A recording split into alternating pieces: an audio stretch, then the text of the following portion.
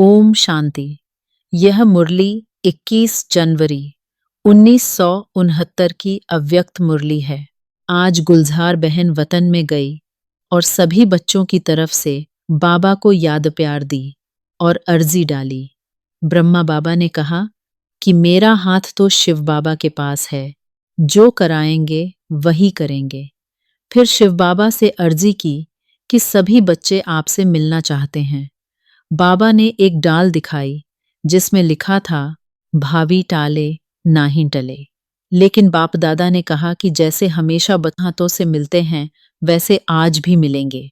वतन में एक सुंदर दृश्य दिखाई दिया। शिव बाबा और ब्रह्मा बाबा दोनों एक समान और एक दो के स्नेह में थे, जैसे दो मित्र मिलते हैं। शिव बाबा कह रहे थे जो बच्चे की राय और ब्रह्मा बाबा कह रहे थे जो आज्ञा। दोनों मुस्कुरा रहे थे।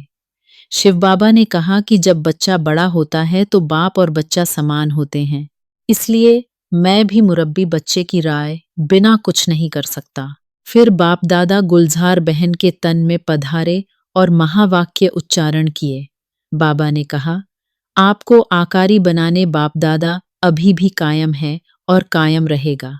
अभी बाप दादा आप रूहानी रत्नों से मिल विदाई लेते हैं, फिर मिलेंगे। जो होता है उसमें कल्याण है।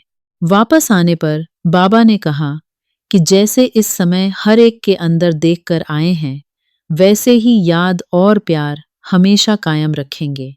यह याद और प्यार एक रस्सी है, उस रस्सी को कायम रखना है और इसी रस्सी के जरिए बीच में मिलते रहेंगे। बाबा ने कहा कि स्थापना का कार्य जैसे आदि से चला है अंत तक ऐसे ही चलेगा, अंतर नहीं आएगा।